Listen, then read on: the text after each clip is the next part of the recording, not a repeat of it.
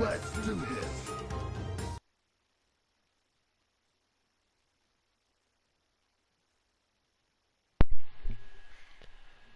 Good evening, everyone.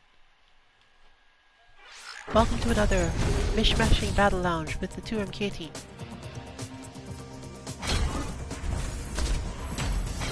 Today we are using concepts from one game to help us play properly in another. Luke. Let's do it. I'm always And it looks ready like we've for a got fight. at least a Luke aficionado to start off the stream today.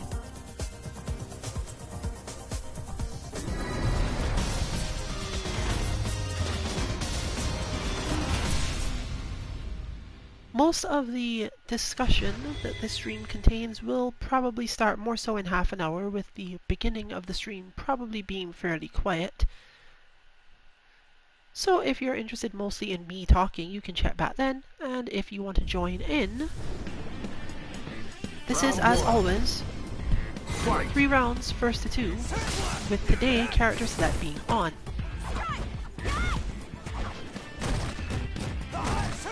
If you want a good connection to us, you probably will need to be somewhere on the coast of the Atlantic Ocean. Anything further out than that, the Midwest, too far inland in Europe, too far south in South America, all of those will probably lead to at least some lag and not the best experience for either side. Of course, you may still try this anyway depending on who joins in, and you might just have bad connections to some people who are on the other side of whichever pond.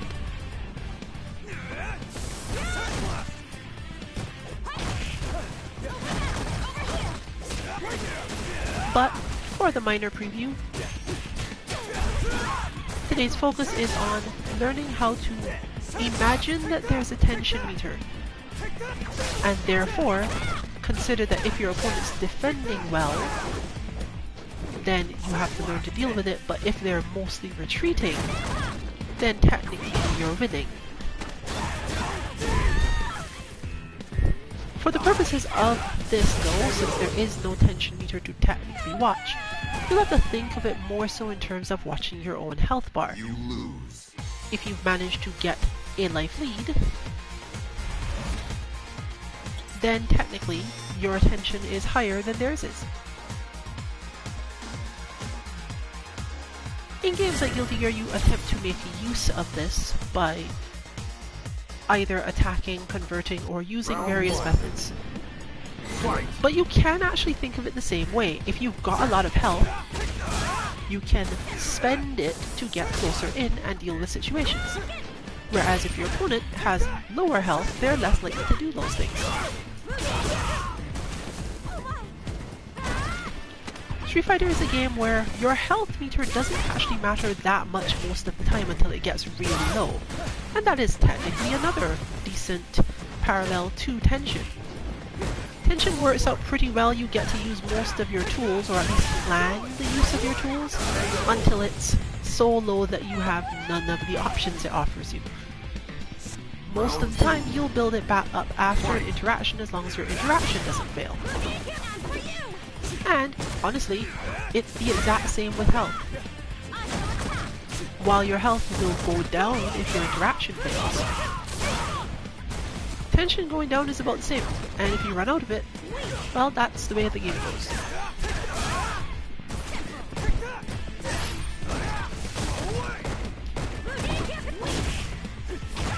It doesn't look like we're going to end up facing that too much today, because while this player is somewhat laggy, it's been getting better at least a little bit, and they tend to, you know, stand their ground instead of running away. Even to the point of not particularly repositioning backward at all. You lose. This is relatively uncommon for us, but there's always the proverbial zero beast. So, since this player is in fact 0 rank points, you have no idea how strong they are.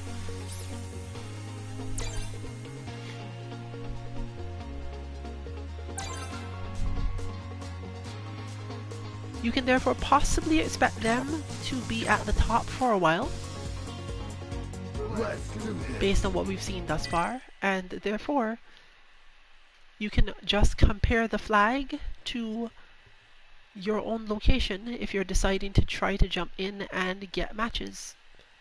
We are already almost full up today, but still not completely. And if the connection is too bad, then obviously some people may leave. So, once again, you're searching for 3-round first to 2 with characters left on today and looking for Rune Siren to join up and fight.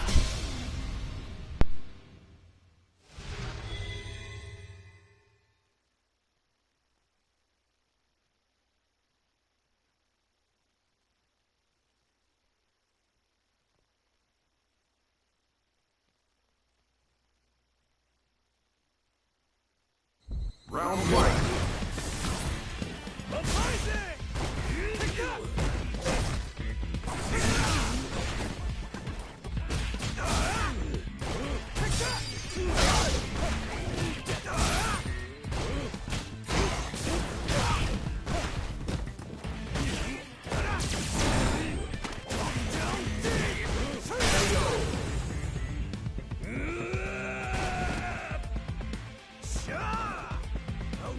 Round two.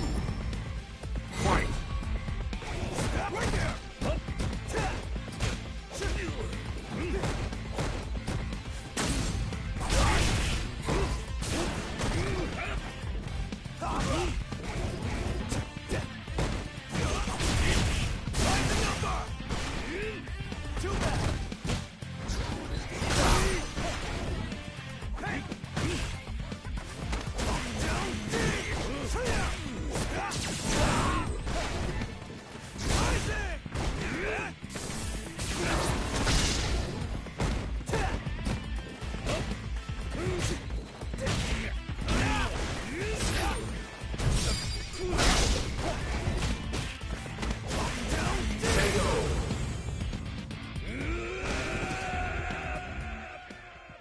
Luke wins.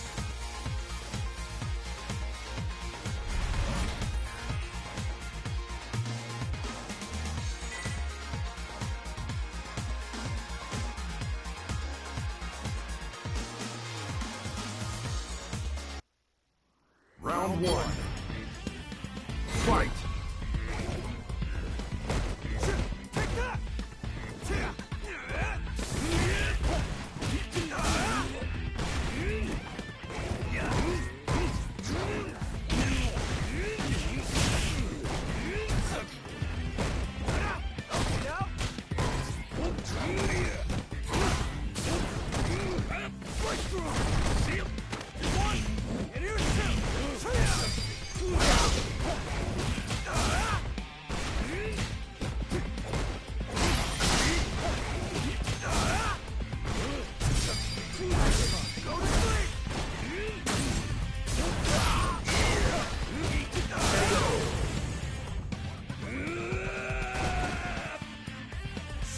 Round two. Fight.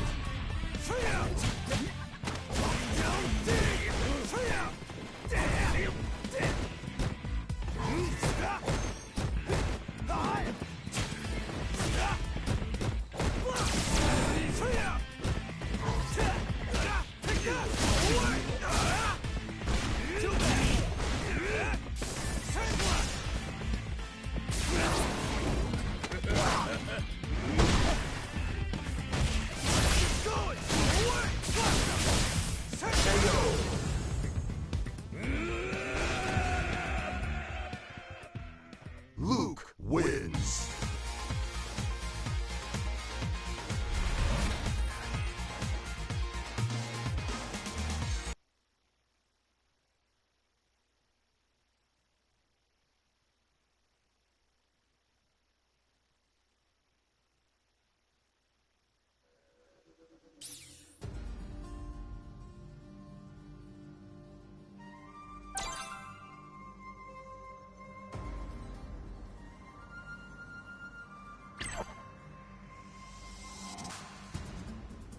Let's do this.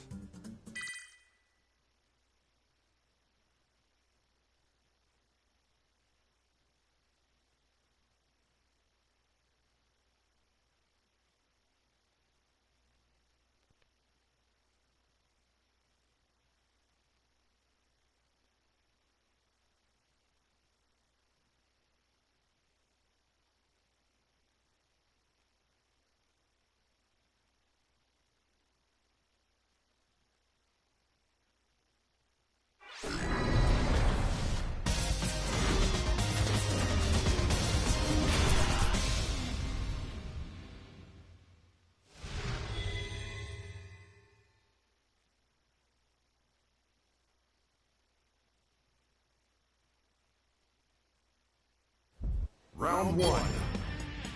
Fight!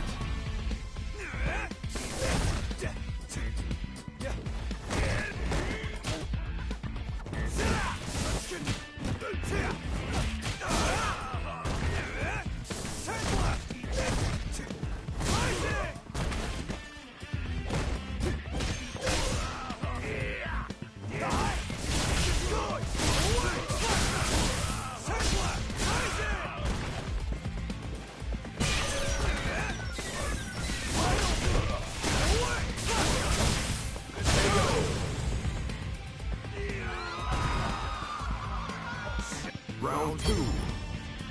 Fight!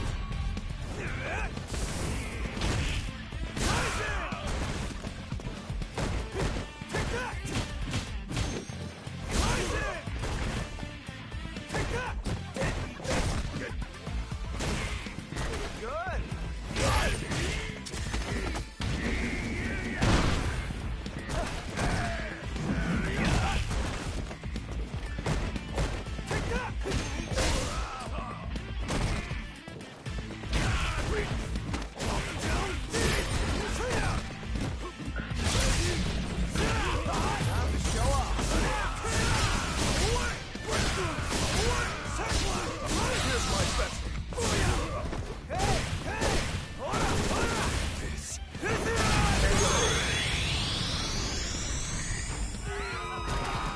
That's about it.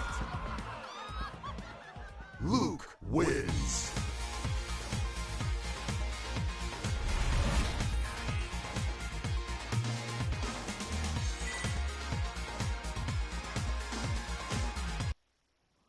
Round one. Fight!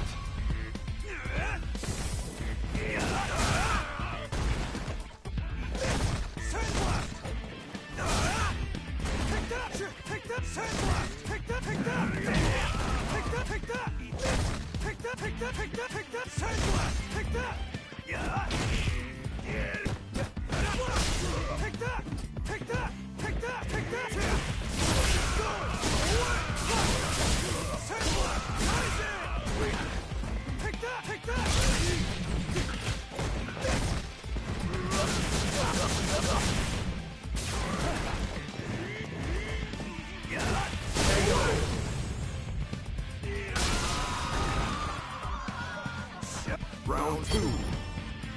Fight!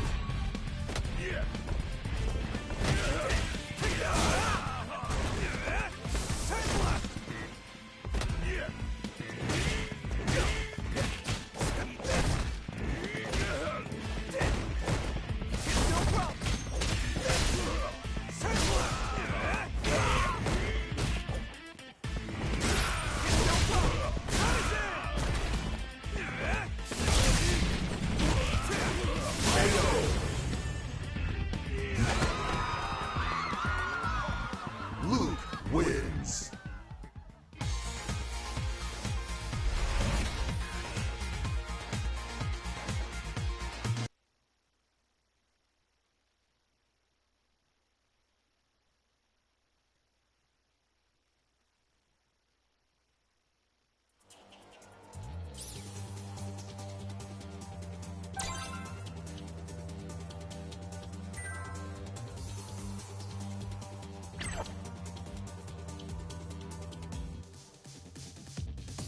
Let's do this.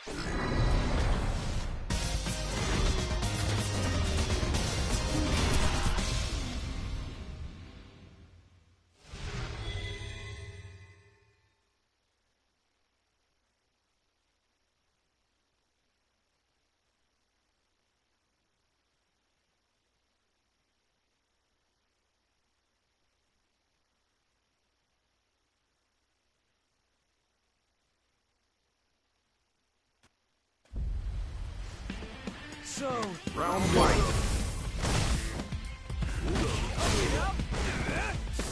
take that!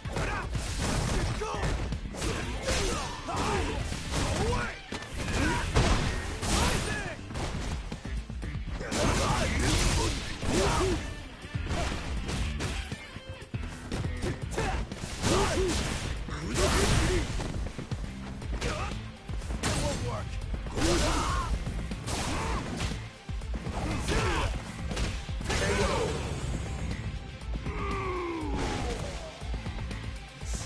Round two.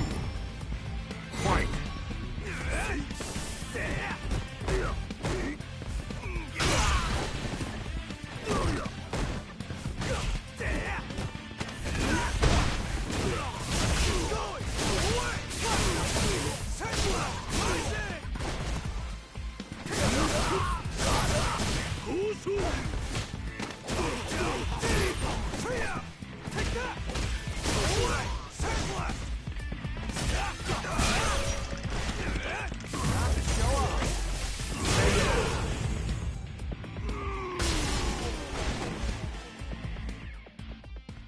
Luke wins.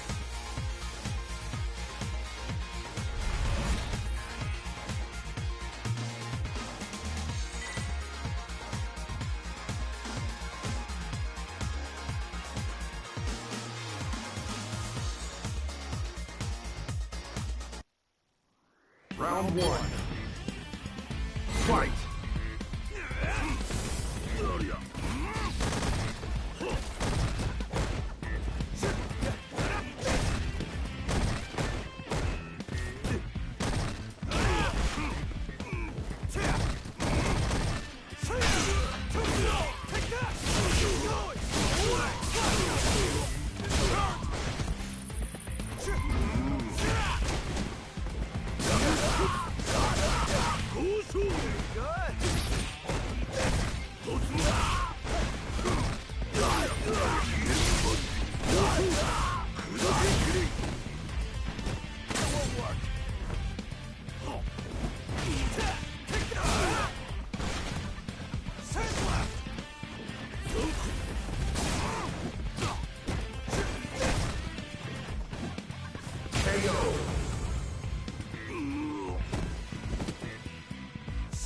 Round two. Fight.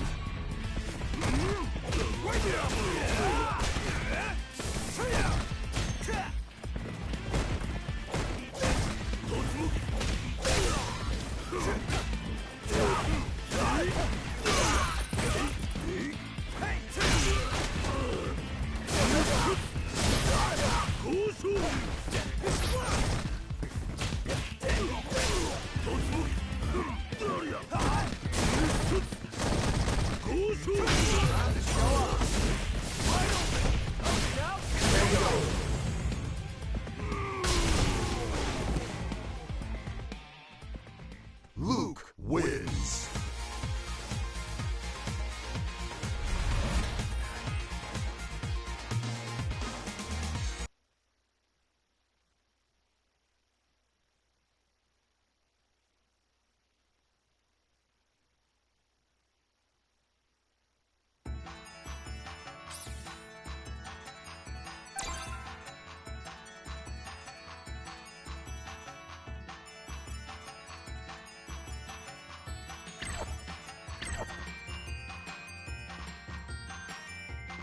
Let's do this.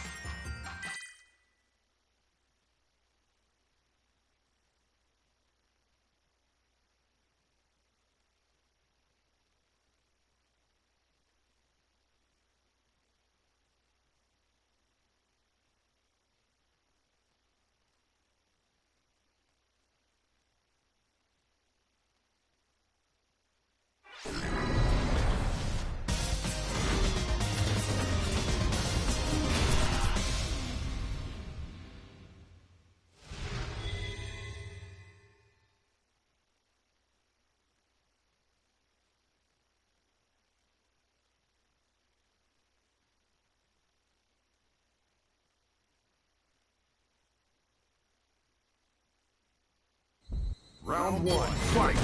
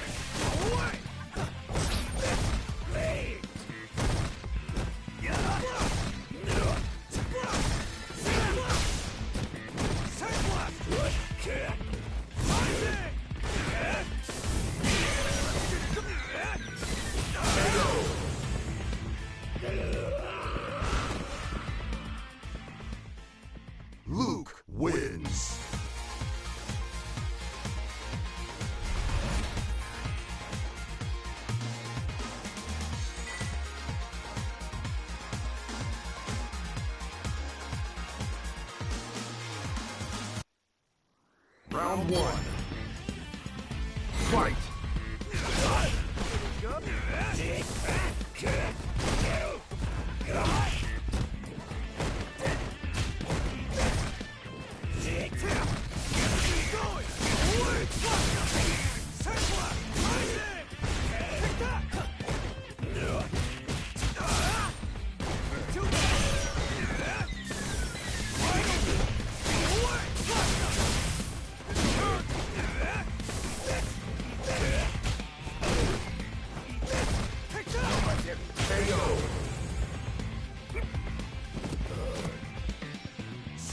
Round two. Fight!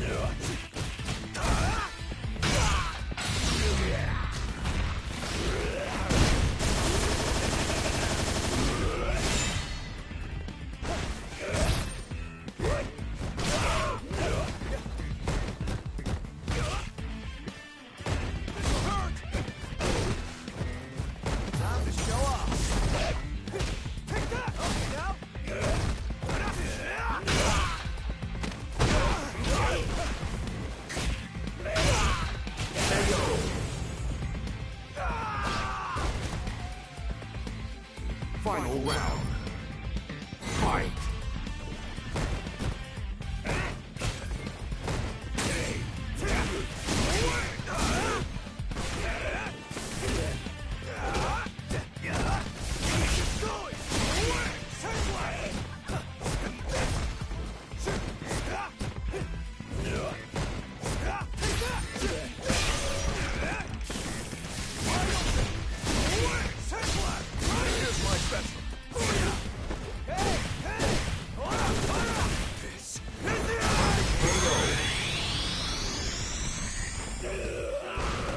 That's about it. Luke wins.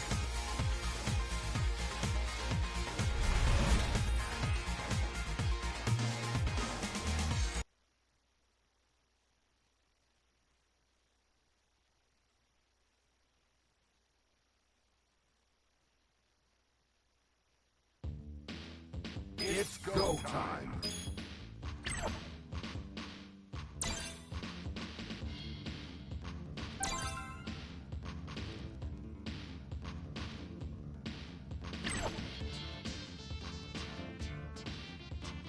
Let's do this.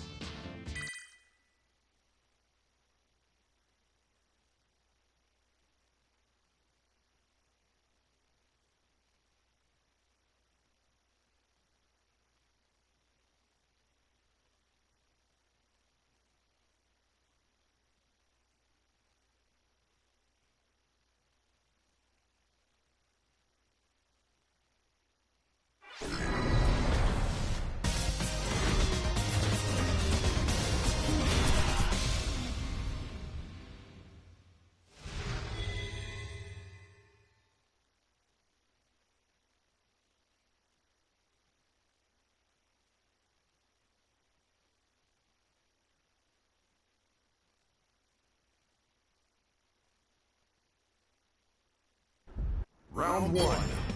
Fight!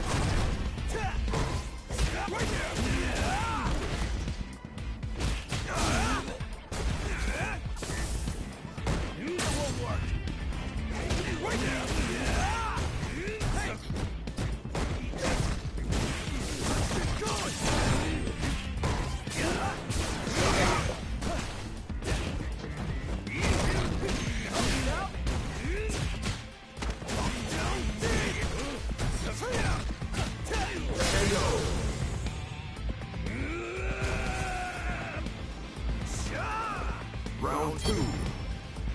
Fight!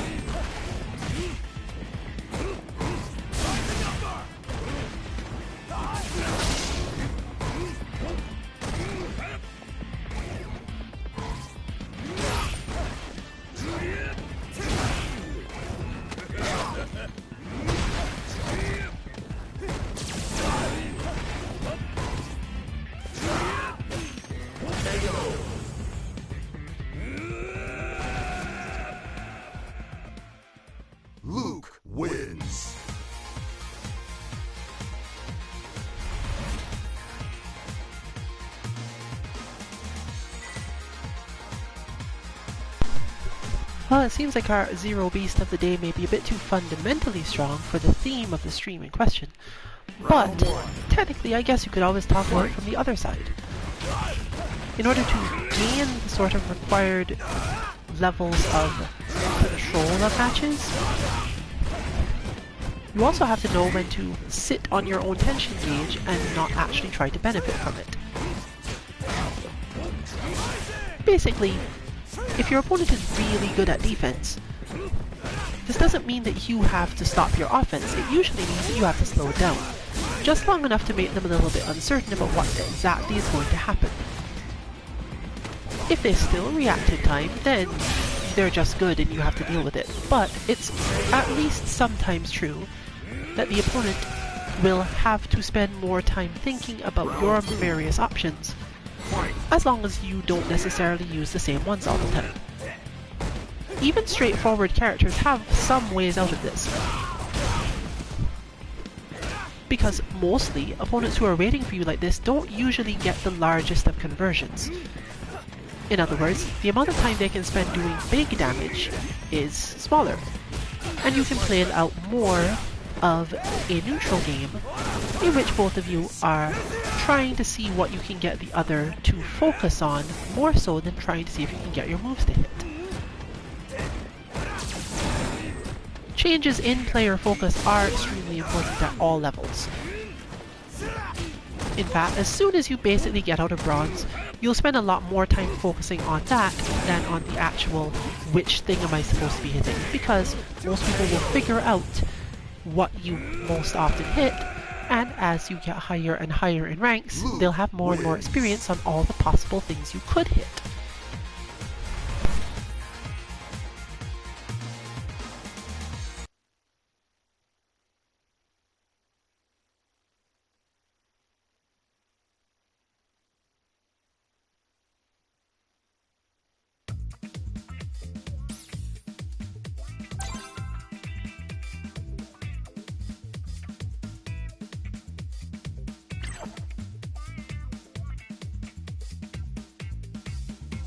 Let's do this.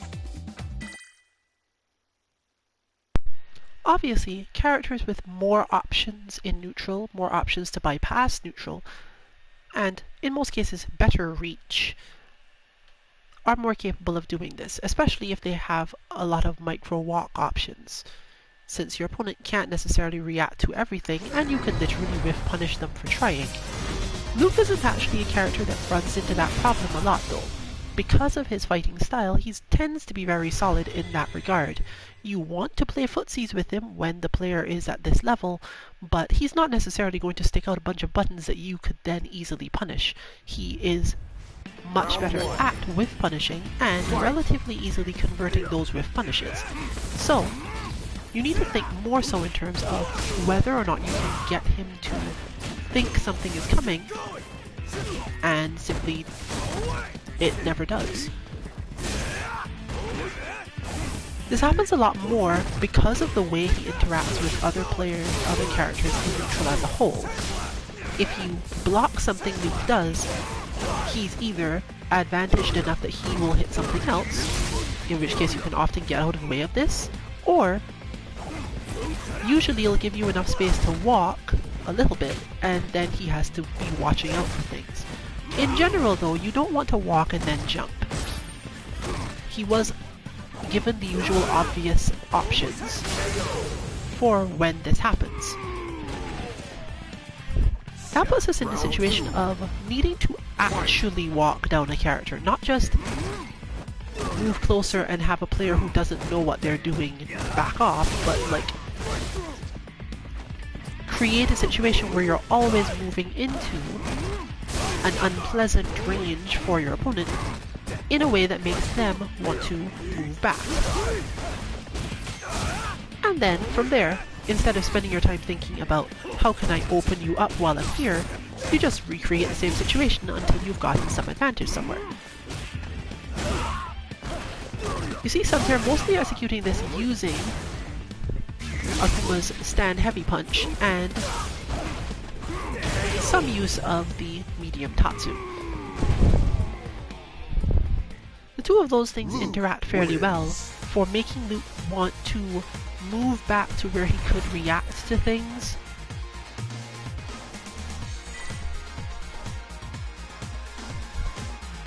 And mostly it won't come up. Round one. Fight.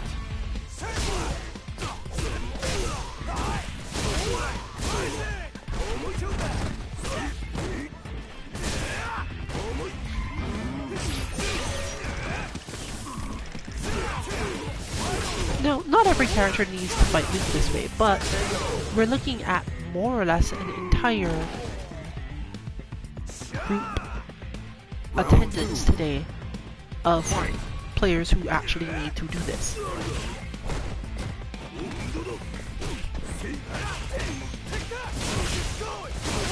Given the speed of their opponent, it's going to be even harder to do. But overall, the idea is the same. Figure out how you can get an advantage that doesn't necessarily involve doing damage, and maintain that advantage in any way you can.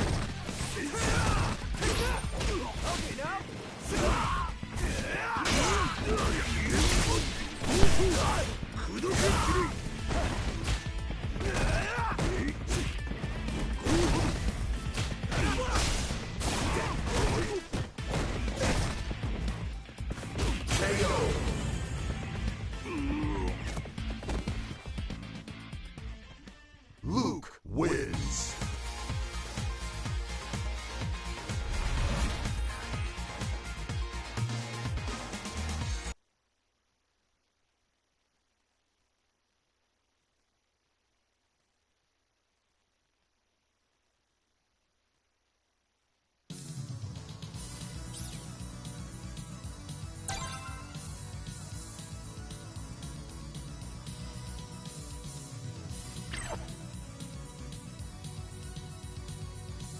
Let's do this.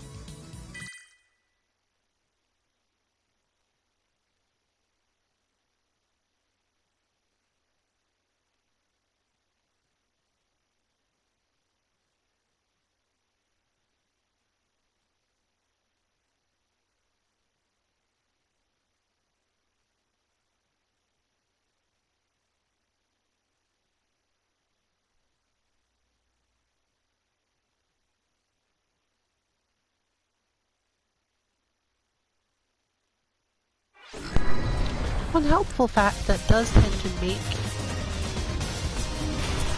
Luke an easier character to deal with in this case is that he doesn't actually have a lot of really good rushing moves. He has lots of rushing moves, but he always wants to start those moves from further away.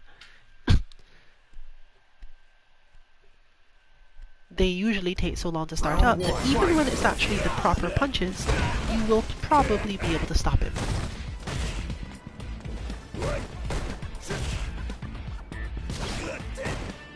So, this opens up the options for a lot of walking.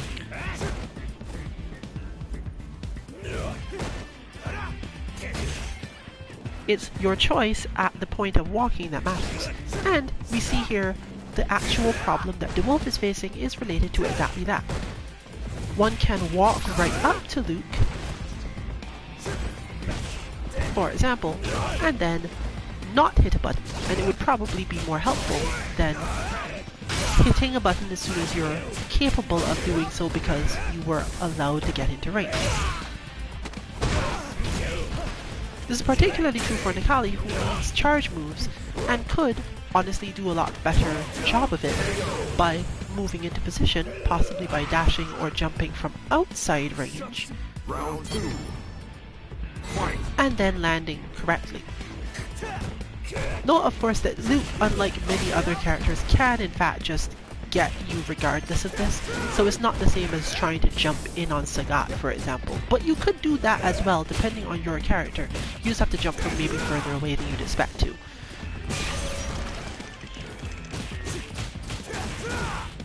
Sometimes getting to your opponent's space, or rather getting to just outside their space, without them actually recognizing that you aren't going to attack, is a battle strategy. And for a character who is normally capable of punishing easily, getting them to attempt a whiff punish that will not connect because you never hit anything is really nice.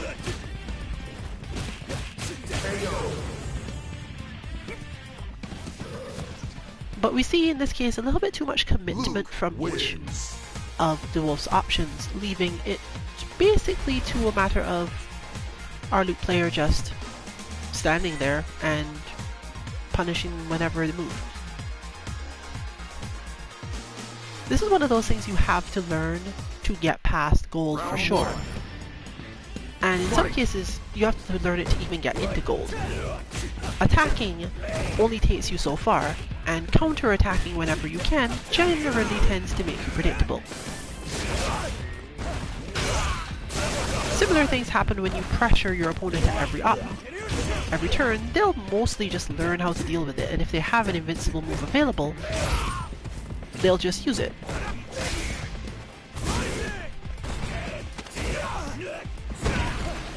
Luke isn't terribly weak to cross-ups, but he is a little bit weak to them if you're playing in this way, because he must go for things that involve you getting close enough to jump, but him not necessarily knowing whether or not this jump is meant to be empty or cross-up.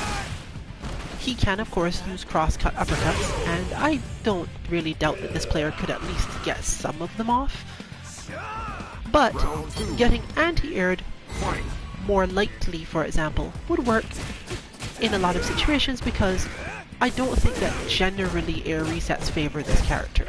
Similar to how they don't favor Lara all of the time, you can definitely get something out of it.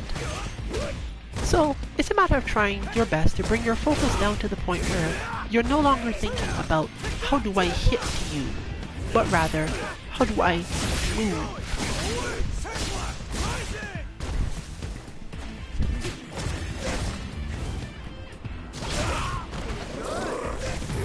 Because unfortunately, one of the things that players mess up the most in their growth is thinking that because they have landed a hit, that a good thing has happened. When honestly, a lot of the time if you do a crazier option, out of, let's call it desperation, or just hoping your opponent was going to do something, chances are that that was more so because they were playing well and your crazier option beat their good play, because sometimes they do that.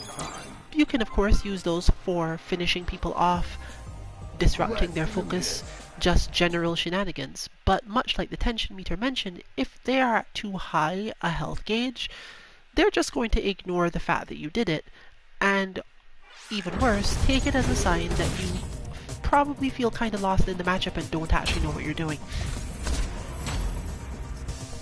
It can be fairly discouraging to just walk up on someone and fail to break their defense over and over. Luke, let's do it. I'm always ready for But a fight. the more you do it, and the more you give yourself enough time to think about what's happening and why it happened, especially against players who tend to play this way, they will give you that time to think about, well, why didn't that work this time? Why did I think it was going to work? And so on. Even during pressure strings, I've not seen them try to throw even once, so you just sit there and block while you think about what happened the last time. Here's a good example. By walking up and not doing anything, she was able to cause a change in the situation. Similarly, if you do a move to bring you closer, it's best not to immediately try to do anything else, because it's not necessarily that your opponent will do anything, and sometimes they'll jump, which makes it way worse.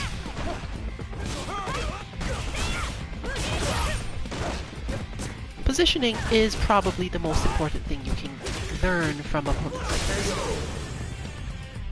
But obviously, if you're not too used to playing it at this level, you're going to drop all the other things you're used to doing.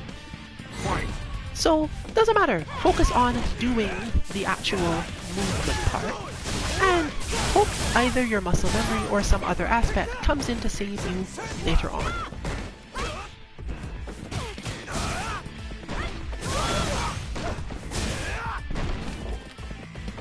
Obviously, you'd want to hold back when you can, since you're definitely going to find other situations where your muscle memory gets you killed instead, but it's not hopeless. You can definitely pick up skills this way.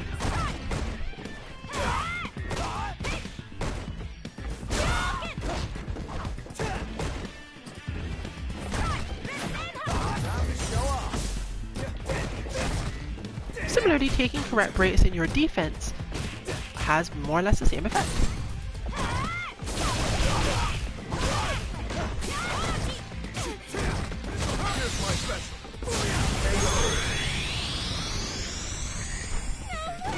Resulting in much better situations where you at least have to be outplayed at last pixel by a super.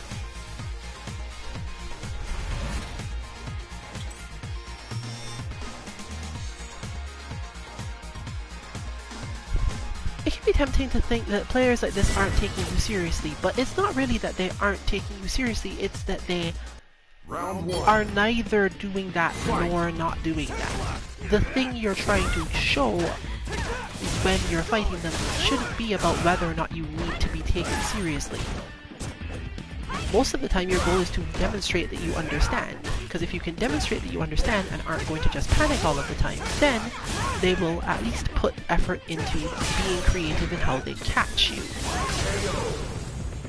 You might not have the skills to not get caught, but at least then the match becomes good enough for learning those skills instead of just, I'm dying now because I keep on hitting buttons.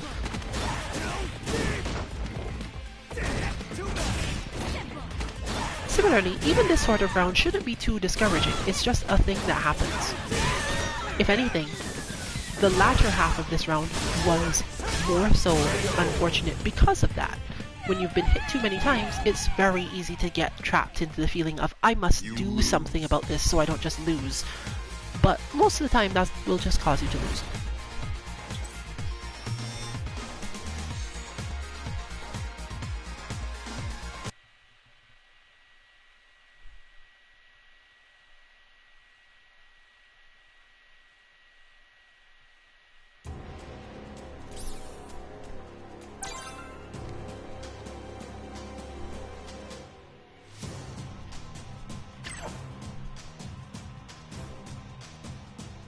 Let's do this.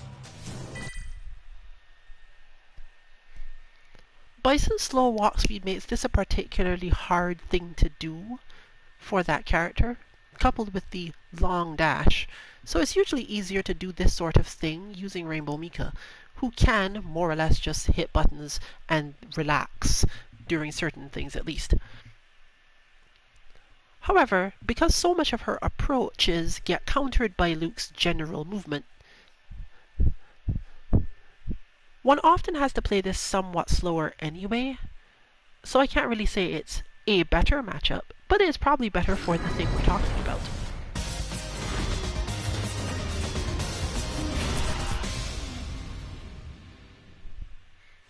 If your opponent hasn't demonstrated that they are definitely going to overwhelm you, then don't worry about it. Round one.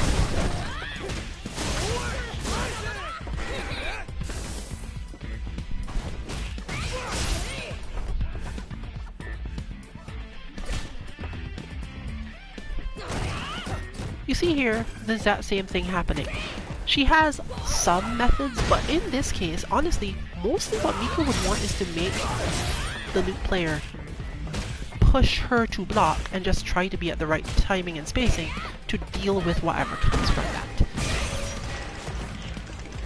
This is why we sometimes tell people dash blocking against certain opponents is the optimal strategy, because their buttons don't give them advantage at those ranges. You dash into them, you block, and then they are the ones in trouble because they don't benefit from the block position they put you at. Luke is one of those types of characters. If Luke has to hit you from too far away, a lot of his follow-ups don't work as well.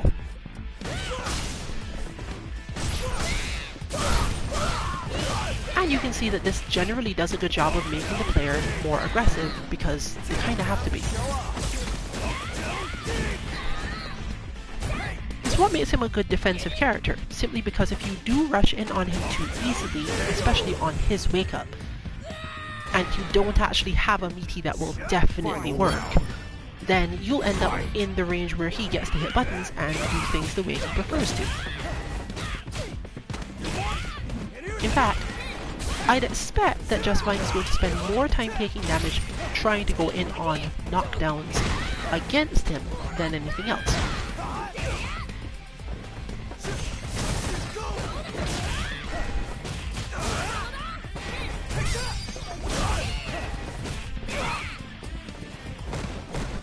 But you still get to see it at least partially demonstrated here.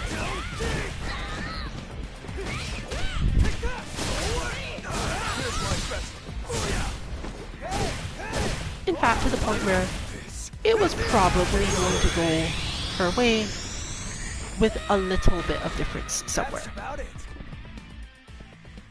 Luke wins. Understanding when your opponent is in fact going to be on guard to just poke you out of whatever you're doing isn't really something you can learn easily, especially against characters like Luke who can just do it with their jab.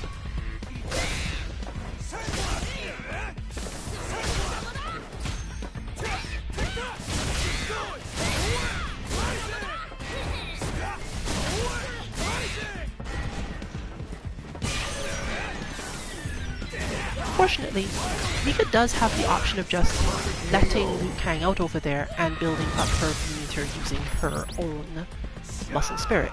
Round 2. While Luke can normally get in and do something if he's just really far away or backing off, or even letting her back off, and then his response to the large distance is not to actually close distance, then she can just set up the mic and go for it because he doesn't have multi-hit moves to really help him through that situation in the first place.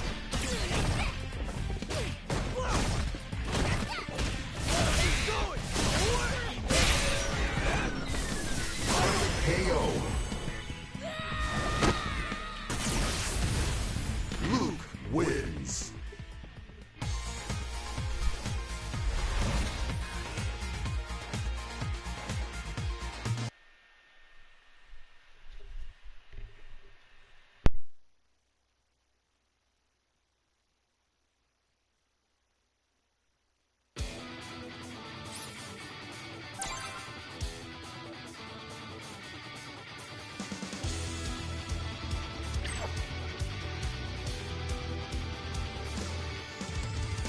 Let's do this.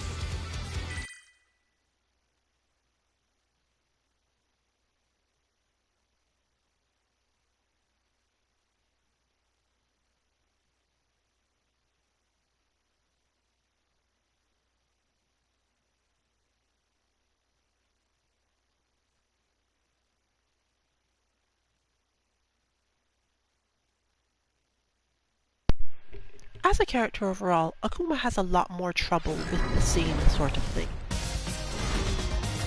Since simply dashing into position and blocking doesn't work as well. But here's a more familiar matchup that can be undertaken in a very specific way.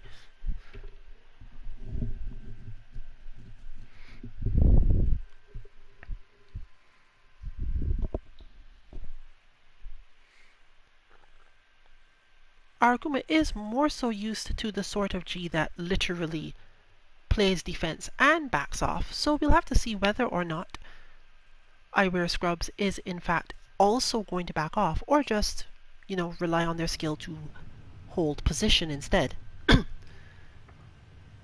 That said, it's not terribly difficult to do it either way. Round 1. Fight.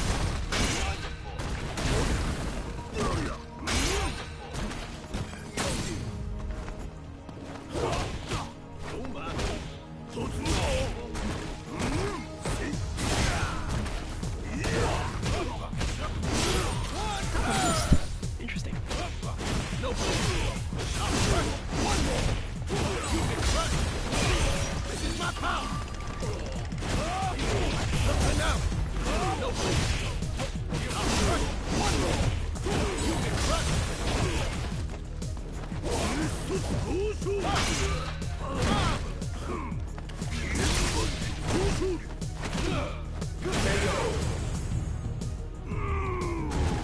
Unfortunately, you do still have to worry about the explosive damage that G is capable of in many situations, so it's going to come up either way.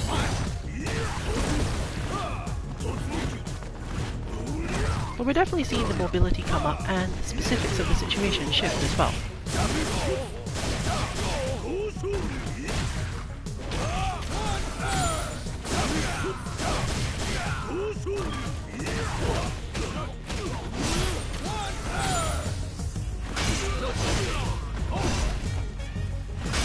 Unfortunately, still a little too used to a G that will probably never attack in that situation.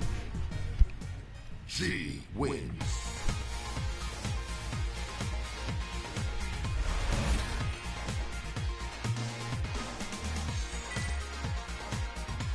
With good enough reason.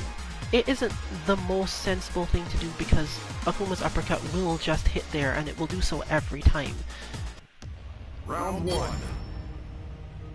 Fight!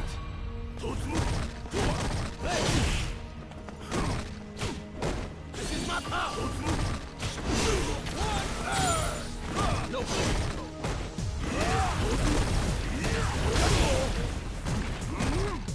You can see what I'm talking about right there.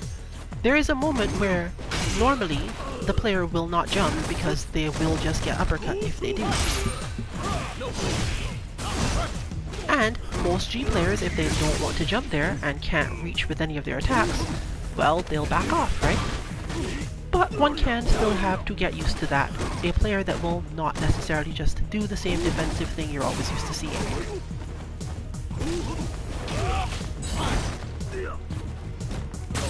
It can be very hard to expect the jump when you've spent all your time in the matchup fighting people who basically never jump.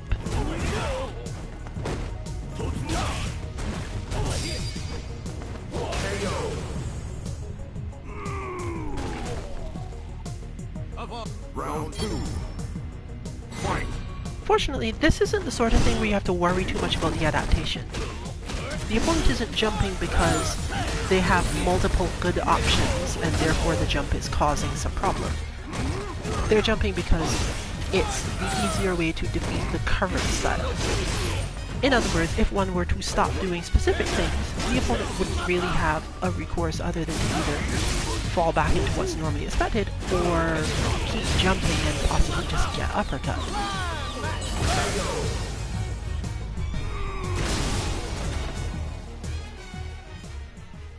G wins. Therefore making it more possible to get around bad situations if you think that you know what's happening.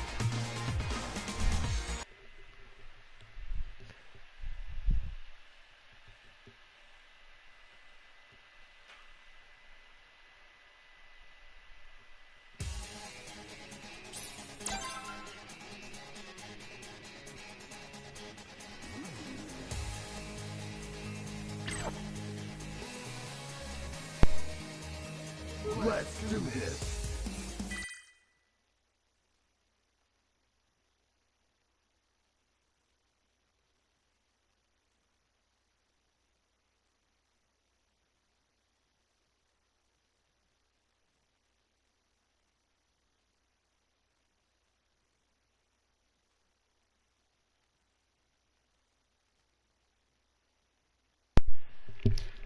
As previously mentioned, Nakali does have a harder time against the style of player that you have the dash block against because he does have charge moves and he doesn't have a lot of other really good options out of that. You can of course learn to master things like perfectly spaced disc guidance as a forward movement tool, but Luke has a lot more whiff punishes for this than most characters. Therefore, Nakali is probably the character I would say really needs to work out how to make Luke miss the uppercut. And that isn't actually all that hard. Jumping from the right range and then using the dive will probably just about do it, precisely because Luke's uppercut is so long in its animation. It takes really long to come back down, enough that even if you can't get a crush counter from causing him to whiff it, you still get some damage. This would then in turn make the player less likely to actually do anything relative to a jump, and therefore give you a way to advance while holding charge, because you can just hold your charge through the entire jump, And if they weren't absolutely ready for you, then you'd have an option.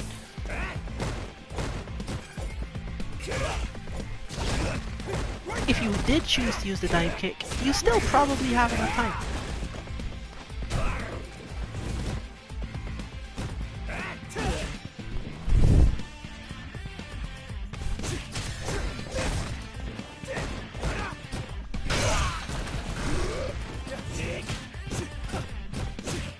Another good benefit would be to just jump in bad situations anyway, no need to forward jump, and see where you end up. Forcing your opponent to pay attention enough to be ready to cross-cut anti-air after their own pressure strings can definitely help you out. If Luke goes for moves, he's similar to Nakali in that those moves take long enough to animate and move him just enough that you forward jumping out of them is actually an answer. It happens at a different time, but it's definitely still an option.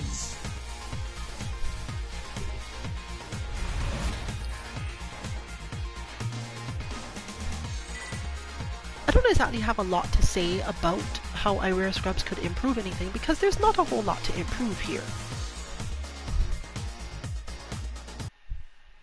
They have sufficient understanding of nearly every aspect of this that they would need to be under a lot more pressure before I could see anything that counted enough of a weakness to require effort.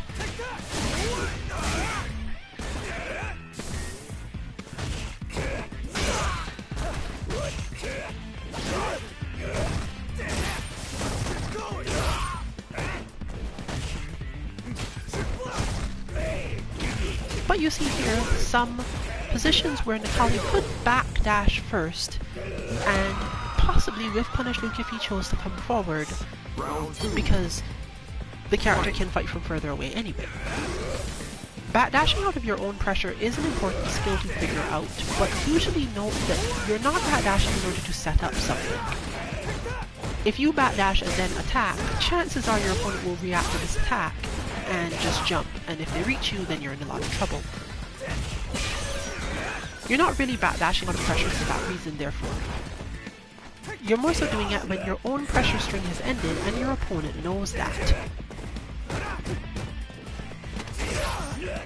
It also gives you some time to be ready with the anti-air if you need it. Here's my special.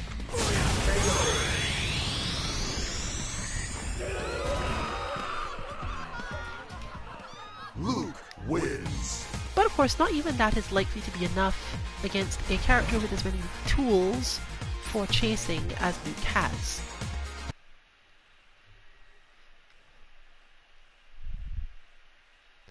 But as always, your goal isn't necessarily, when facing a Zero Beast or high level player, to win, because if you could easily win, then probably they'd end up leaving and you wouldn't actually fight them anymore. You would get the experience of that one fight. So it would really be terrible if you managed to win by doing something that isn't going to help you later.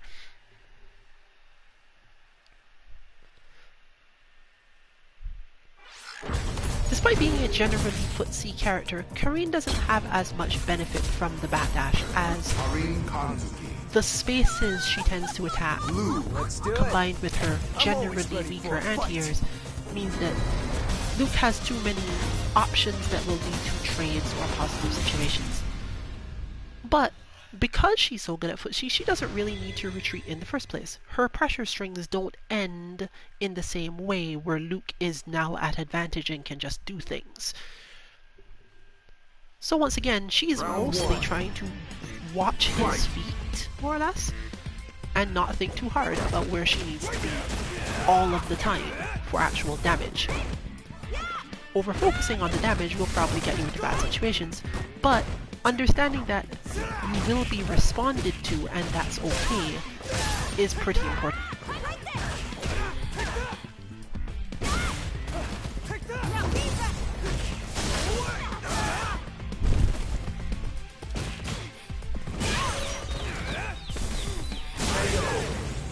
This is where you get into the part of trying to read your opponent's rhythm. Understanding whether or not they are currently on defense or not will tell you whether or not you should be taking your own steps forward. The more you learn this, the more you learn how your own move should work. can outmaneuver even great players this way because the game just doesn't give... It's just how the game is built. There's no level of skill that will make it impossible for you to do this to a player. They can play characters that make it difficult or impossible, but we're not talking about that. We're talking about the Luke versus Karine matchup, which is a one where it is blatantly possible for her to bring out this sort of thing.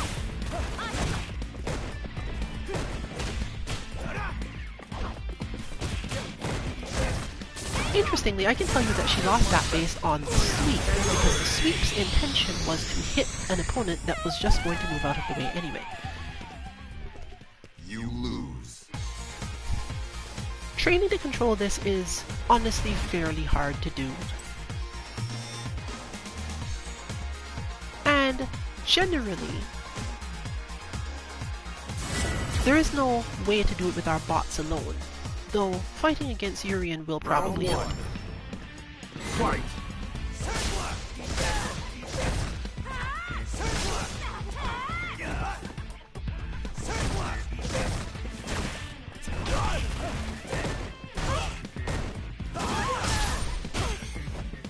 Mostly, this is a matter of spending time thinking about why your opponent did a specific move. When you spend too long in lower levels, you usually come to the conclusion that your opponent did a move because they just needed to stop you from doing something. They were scared of something. They were just, hoping it would hit. But this level of player, it doesn't really cause that effect. Normally, if they're hitting a button, they're hitting that button because even if you block it, even if you get control of it, they're expecting the situation to be at least neutral, if not in their favor. If you find yourself blocking something against a high-level player, think about why you ended up blocking the move. Why didn't you get hit by it? Because there's a good chance that they intended for you to block it. When you get enough experience to understand spacings enough to say, well, okay, no, you meant for me to block that, but this spacing is bad for you, so I probably am okay, then you'll get a different flow in your matches. But in general, when you're facing a very strong opponent, if you find yourself blocking, especially something that looks like it's max range, don't assume that you've blocked it and now it's your turn. Or at least, don't assume that the obvious answer to being at that range is the one you should actually use.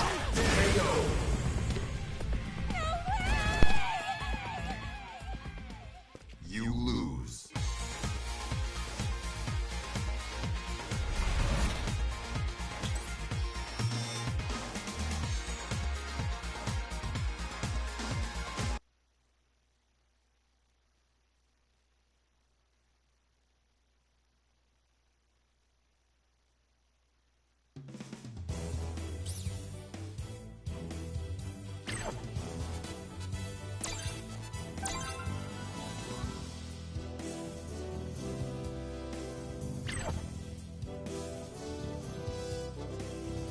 Let's do this.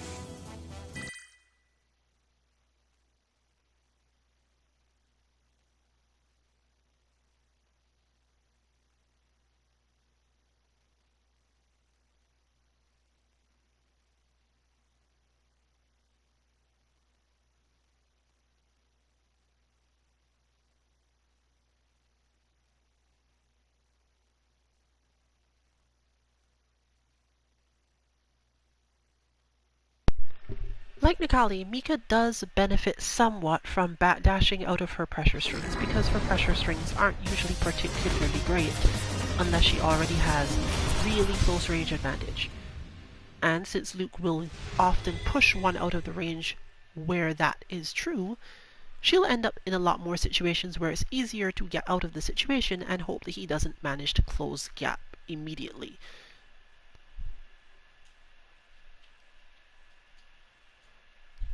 One thing that is interesting that she can use at close range, a lot more than you'd think, is just stand heavy kick. Specifically just in the not even charge version. I'm just going to hit it because the gap between us is too large for you to do anything about it. This is partially because if the move is countered, then it's usually not all that dangerous. She'll probably get hit out of the air into a quick air reset and that's it.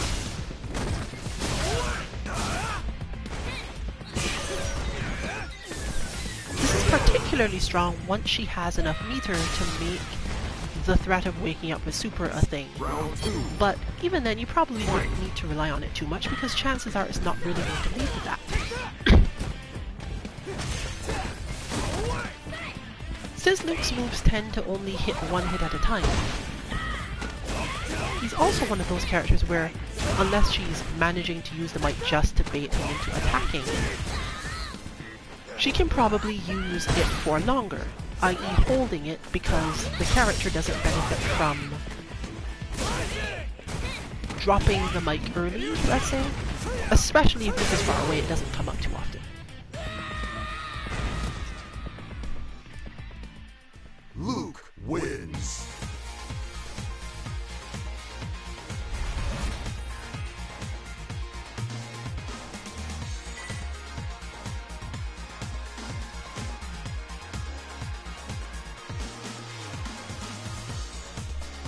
Unfortunately, she doesn't have Laura's option of just responding to certain things he does with actual buttons. Well, sorry, with actual command throws. But she might be able to do EX Typhoon in certain situations, mainly by the spacing being not one where Luke expects to be punished. And just enough for her to get the pull. Perfect KO. Round 2. Fight. He's also a character that is fairly weak to her V-reversal in pressure, but unfortunately this doesn't tend to lead to anything that she can actually use. So you just have to decide whether or not you're going to do that because you can keep up in neutral or not.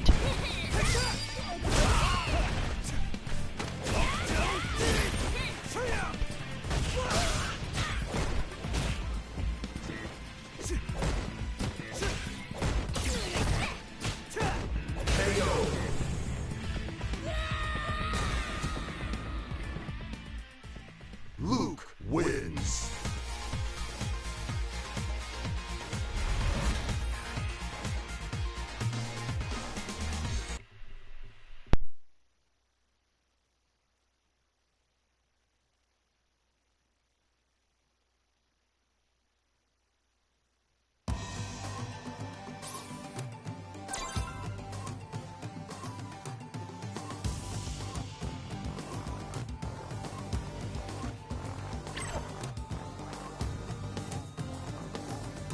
Let's do this.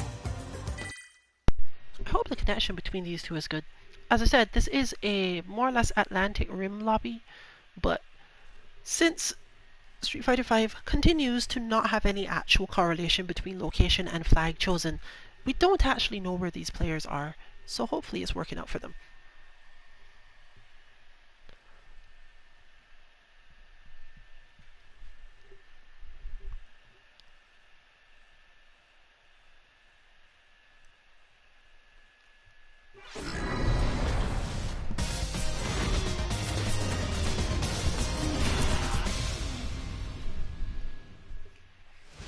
That is a complete change for you.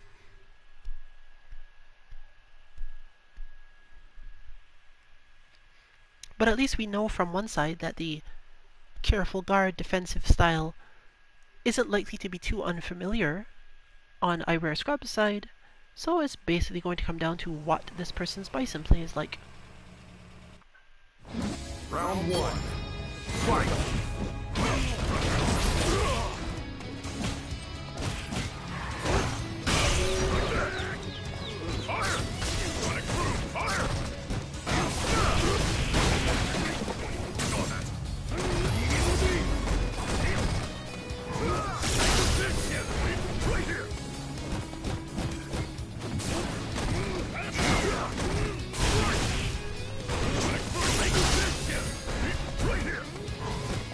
Managed to hold on to that for a good long time.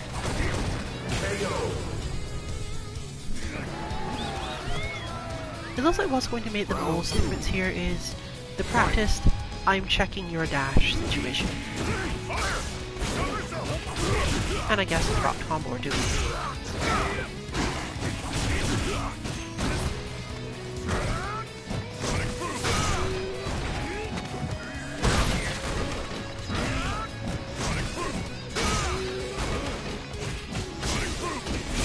jump low.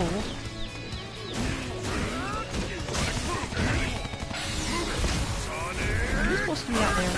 No, I don't think you are.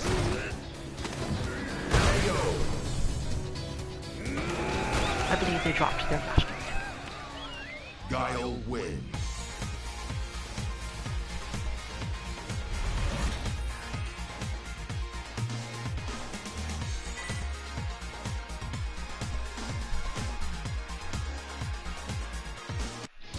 Round 1.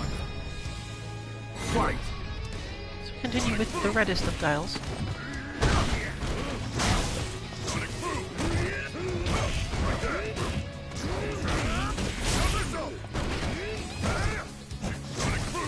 And honestly, even if it is laggy, it's really not likely to be what's making the decision, the outcome of this matchup. You have to jump low again.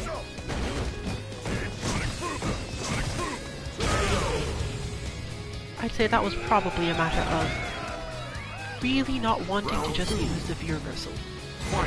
I can sort of see why, but it's not necessarily something you can count on for too long against a player of this caliber.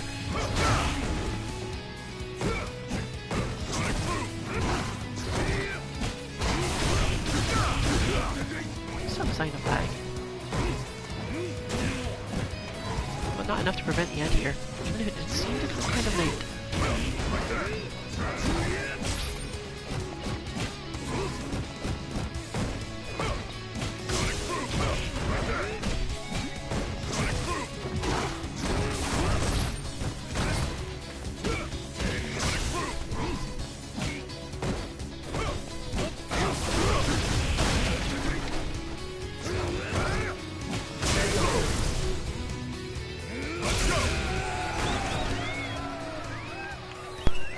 Guile wins.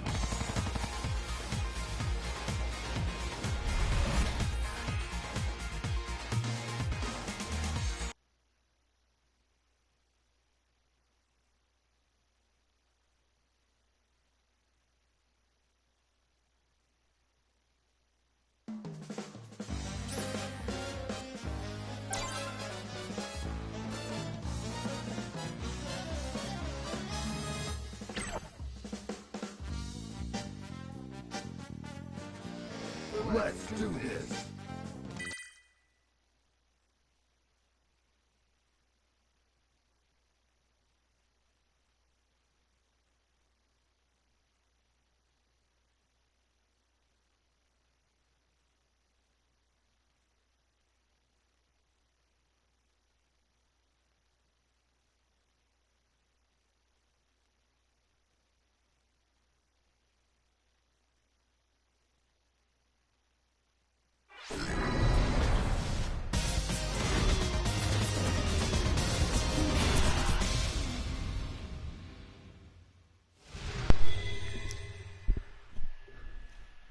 This sort of thing tends to be stressful. If your opponent understands the fundamentals of staying still and understands enough about ranges and zoning, Ryu versus Akuma is definitely a hard enough matchup for Akuma, especially now, that you have to be really creative with how you get through the zoning. Round 1. Fight! That said, this isn't something that Sanjay has never practiced. In fact, it comes up online against even medium level Ryus far more often than you'd expect it to. Mainly because Ryu doesn't specifically have to be great at zoning to force Akuma to have to be creative in getting around that zoning.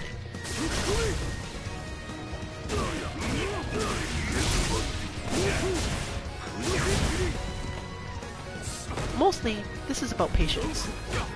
But in the end, Akuma can't afford to be too patient for too long because Ryu will often build up some favorable situation too quickly for Akuma to do anything about it.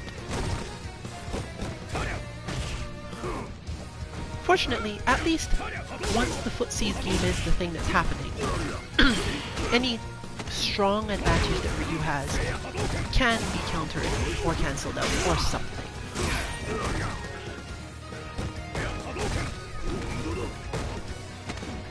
most of the problem normally will come when the opponent specifically disrespects your capacity to deal with them influences based on, I don't know, just anything really.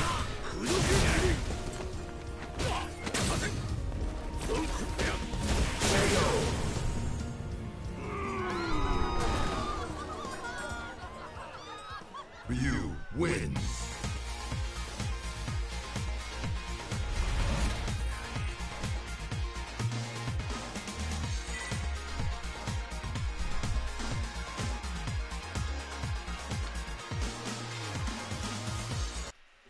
Round 1. Fight!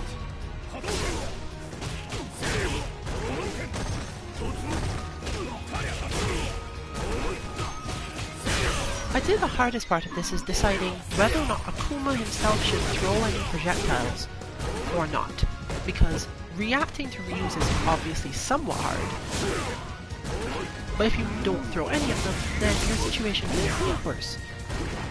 Figuring out the perfect balance of how many times one should actually throw the projectile versus not is more or less the whole matchup at this point.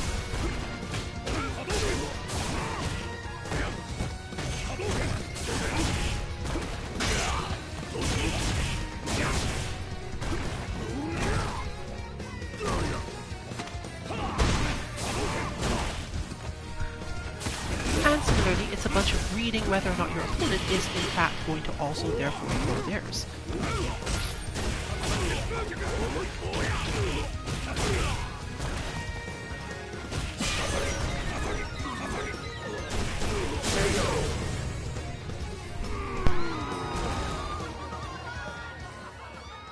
Ryu wins.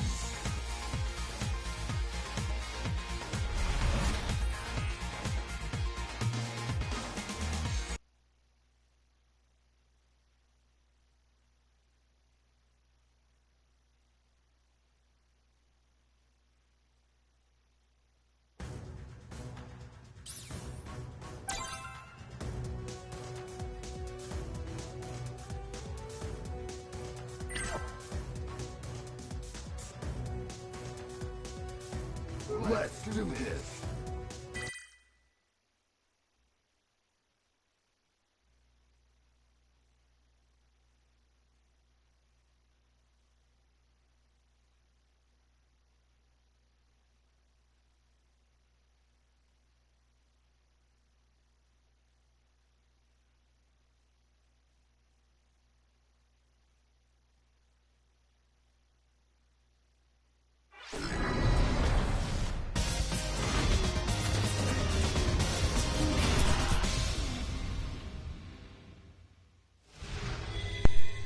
Here I'm not likely to have too much to say.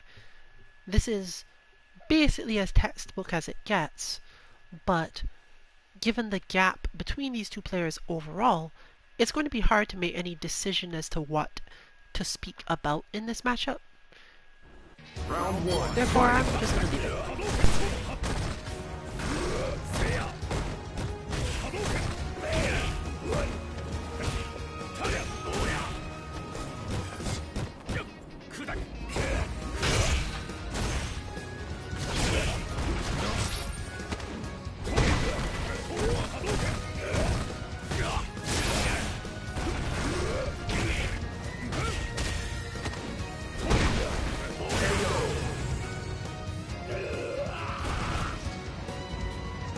Round 2. Fight!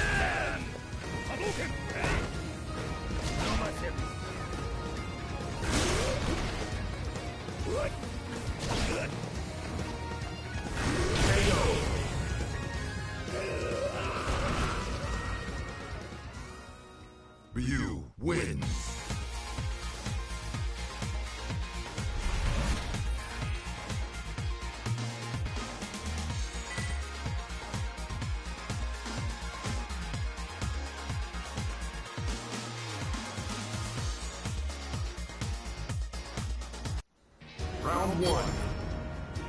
Fight!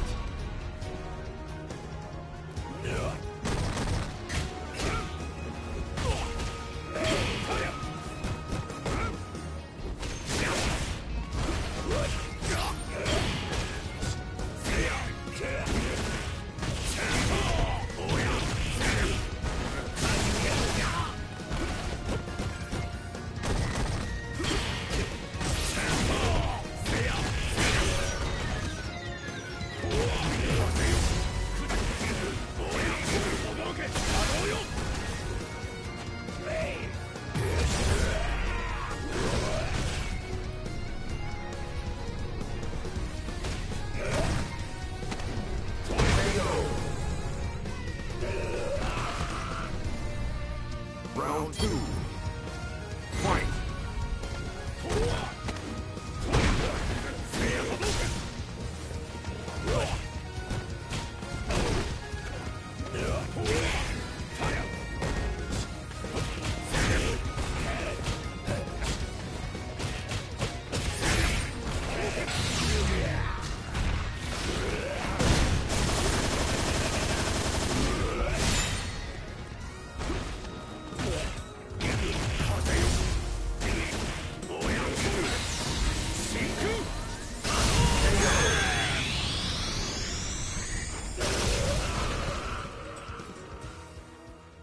Ryu wins.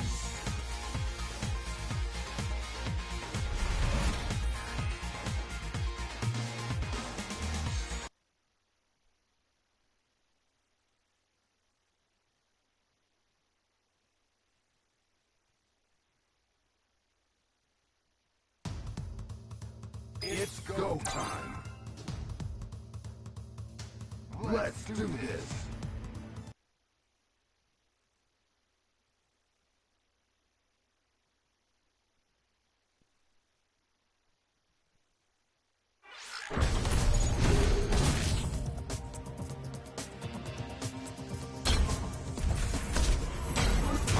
Kanzuki.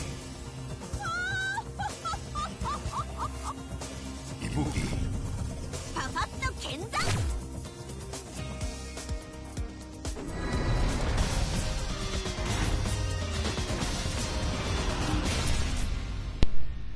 This matchup is actually a lot easier to talk about, especially if Ibuki is using her V skill too. It is a good way to prevent herself from having to play Karine-style footsies, as in the end, if you're fighting a footsie character and you can simply prevent them from walking forward, then you've pretty much set up a situation to benefit you. But Karine does have multiple options to deal with this, because getting to the point where that's your style means that you're not going to be paying as much attention when she is moving around using Jinkaku or similar.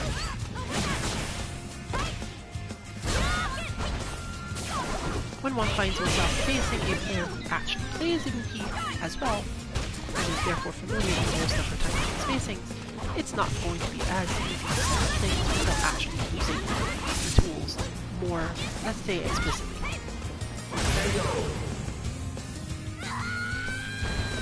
In short, because Kansu Dynasty is so much more aware of where Ibuki can hit, it makes her feel much more comfortable in where and when she can dodge. Fortunately, explosive damage is still explosive damage, so there's that.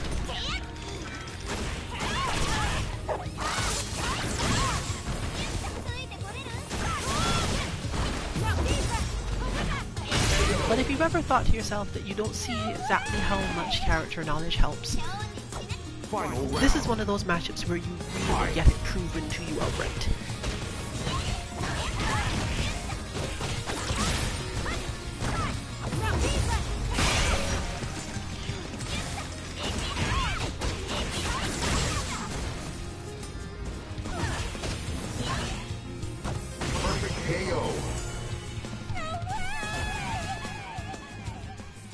In the end though, you still are going to need the speed, because if you can't keep up with Ibuki, then you can't really do much. And since she has that really good jump arc, the exact way that Karine has to anti-air her is most of the time difficult enough that it's either I know you're going to jump and therefore I can do my jumping lower kick or jumping medium punch really early, or I'm getting out of the way. And that's mostly dependent on spacing, so you don't really have to think too hard about which of those two things to do, but it is hard enough overall.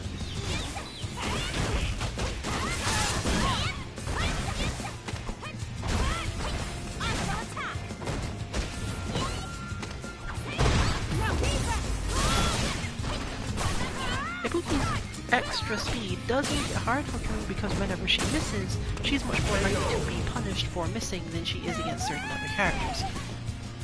Even if Ibuki just jumps, she'll often get punished because her anti-airs aren't quite good enough to fend off an Ibuki jump after doing her moves. Fortunately, this often is the situation where Karine has a weird option of either just double tap some direction, because whether or not you forward dash or back dash doesn't really matter in the moment of the situation you're doing it. When you're cornered, it's one problem, but when you're just fighting, it's not so bad.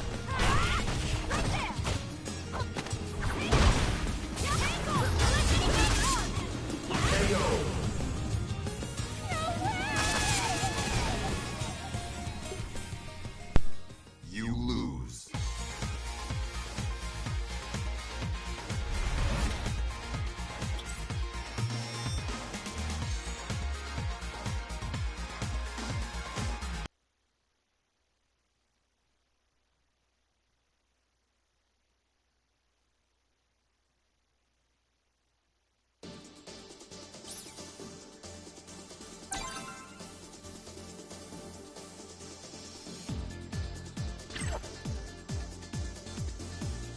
Let's do this.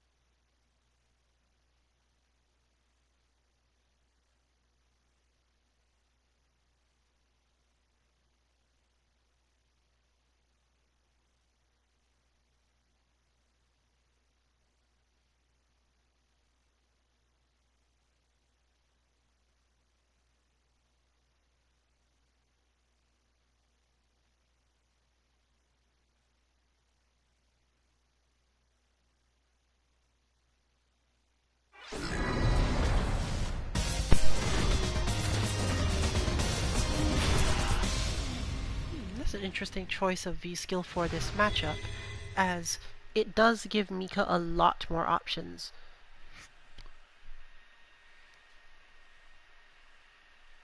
From the Guile side, I mean.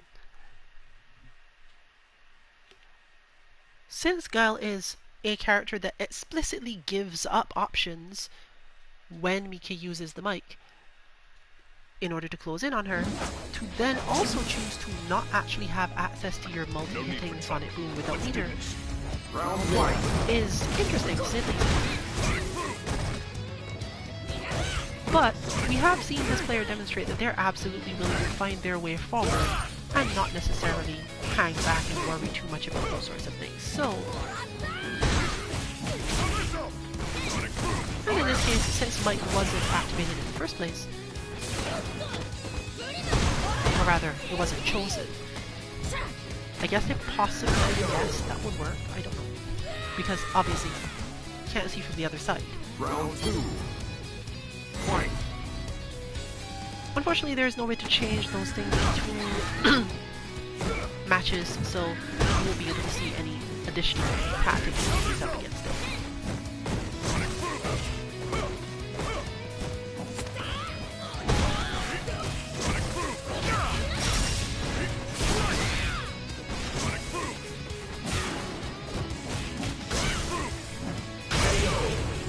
Fortunately, most of Guile's jumps are properly punished by the move, and she doesn't move forward or end up in strange situations. Plus, also automatically countering tends to help.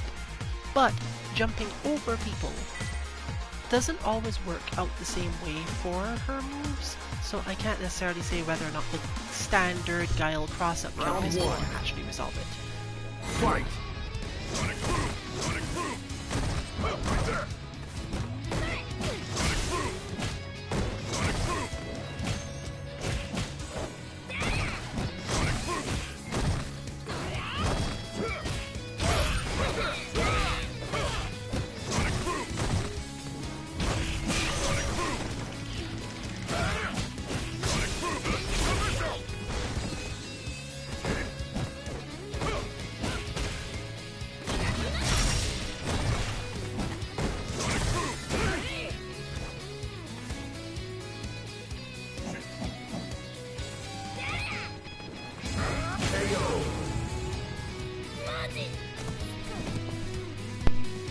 Round 2. Fight!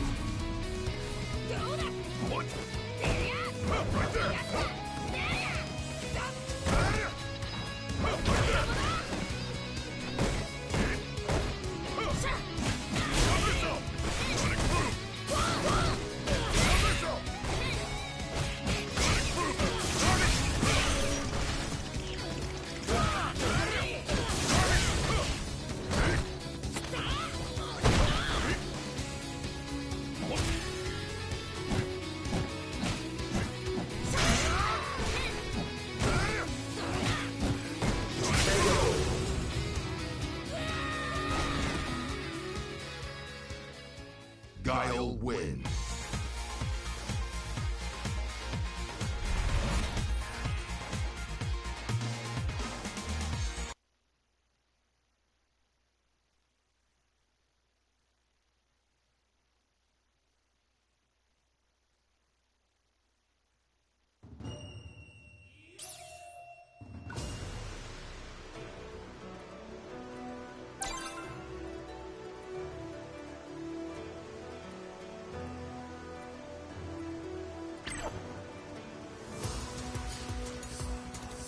Let's do this.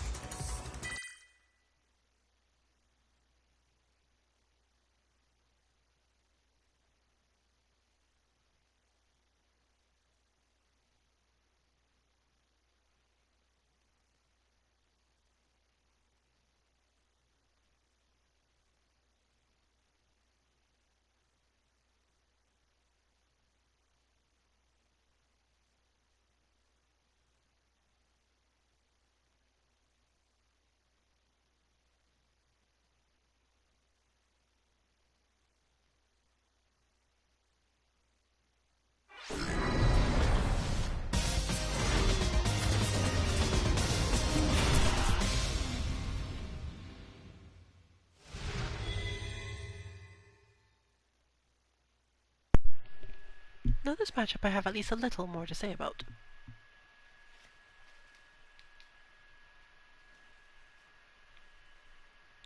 Nakali can counter his way out of a lot of Akira block strings, but not usually with the buttons you'd expect to be able to do it with.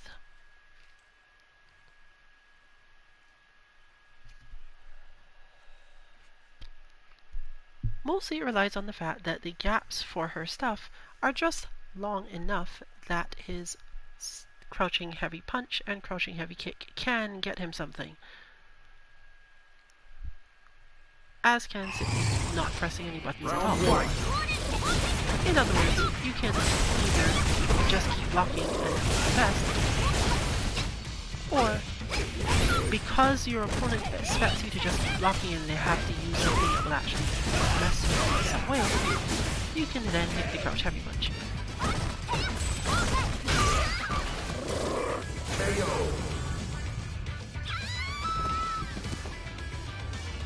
Round 2. Fight!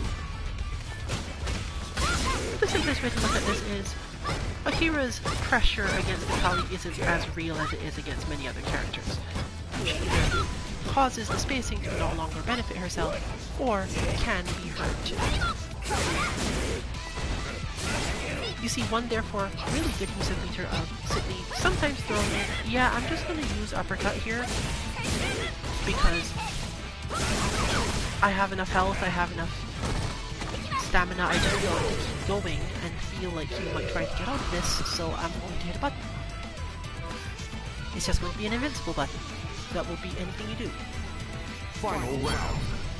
It's a relatively big bet, but in this particular situation when you've already got advantage in some other way, you're definitely stacking the odds in your favor.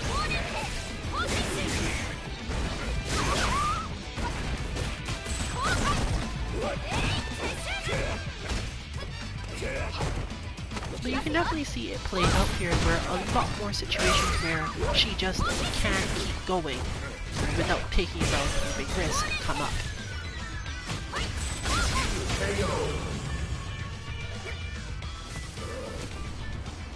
This doesn't make the matchup overall easier though, because Nakali doesn't have enough of an advantage in neutral to deal with her anyway, and she could just pick a different V trigger and change the way the matchup has to be played. I'm going to assume that this player has more or less decided, well, I'm not likely to lose that much anyway, and therefore they're not really relying on their V trigger as a combat mechanic per se, so much as a, well, now I have it because I've used it easily enough, or maybe you did enough damage to me somewhere, or just crush counters, whatever will get them there for them to then quickly use it to finish the match.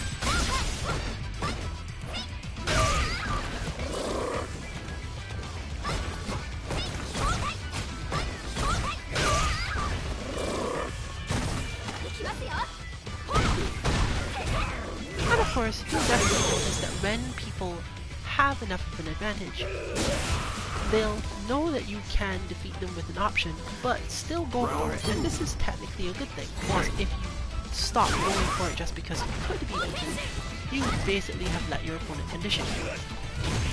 Sometimes it's just better to occasionally go for it anyway, because if you play too conservatively, especially when you don't necessarily have a specific advantage otherwise, you may end up in a bad situation.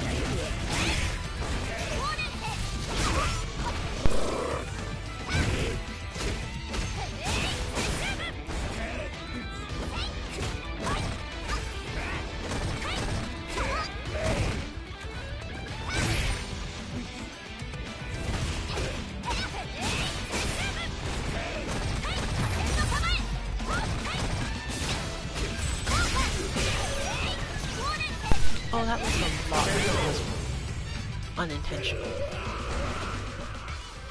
But those are the breaks. Sometimes it Akira happens. wins.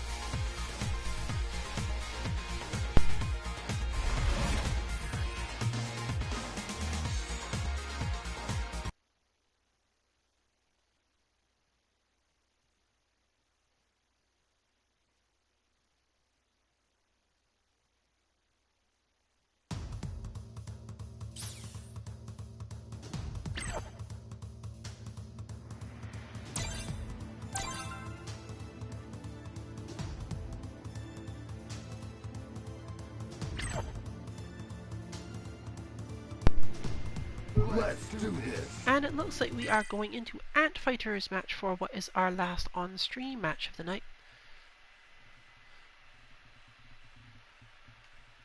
The lounge may stay open for a while. If you intend to join it, you should probably make note of who is in it now, because if the lounge host does change, it may be harder to find. And obviously, it's been a while, and we can't necessarily guarantee you that the player who is currently winning will actually stick around once the stream ends, but their stamina might be enough to keep going for a while longer, so don't be too surprised if you can still find them. You can expect at least 1 or 2 team members to head out though, which will basically mean that if you did join, you would get to a fight faster.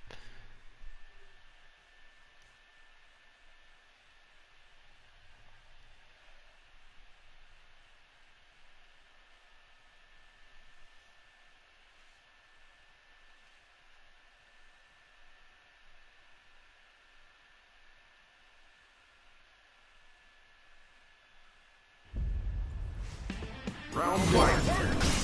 So we get Luke versus Sagat in the end. I wouldn't generally suggest as Sagat actually trying to zone loop at all. You have many other better options, especially if you're even remotely capable of doing any of his Kara moves.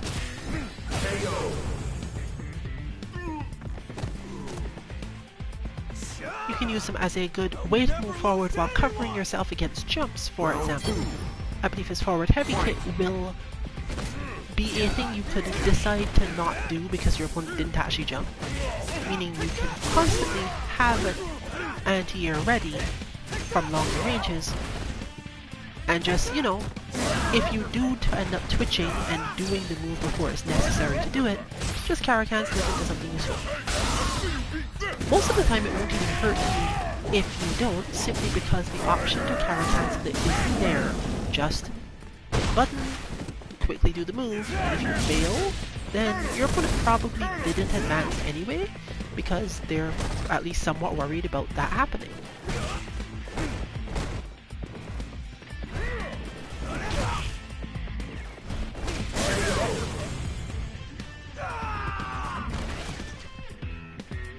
Sagat having extra reach also means that the standard dash spacing won't necessarily reward loot as quickly. So, you have more ways to keep him out, and you can think of zoning with this situation a lot more in terms of normals than in actually throwing tiger shots.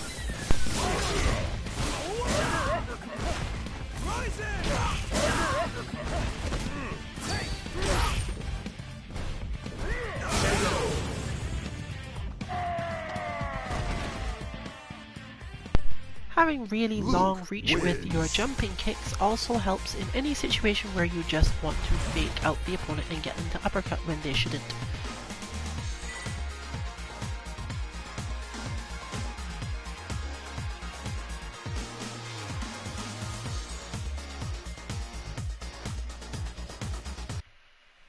Round 1. While Sagat isn't necessarily the best character to do this with all of the time, he does have the option in there, and you can combine that sort of flow with just basic tiger knee. One thing you really want though is to not get stuck in the corner, and getting out of it in that particular situation just now was probably the best option overall. Rather than going for any setups or damage, just get out and stay out.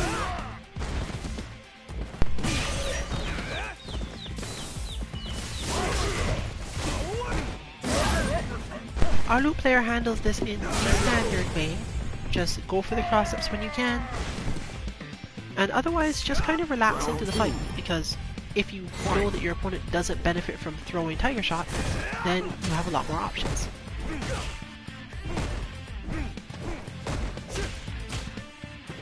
Sagat doesn't really want this to be a too close range of fight himself, but that doesn't necessarily mean you get the option to fight from long range, because Luke can mostly just dash into whatever space Sagat leaves open, or even use moves to get there.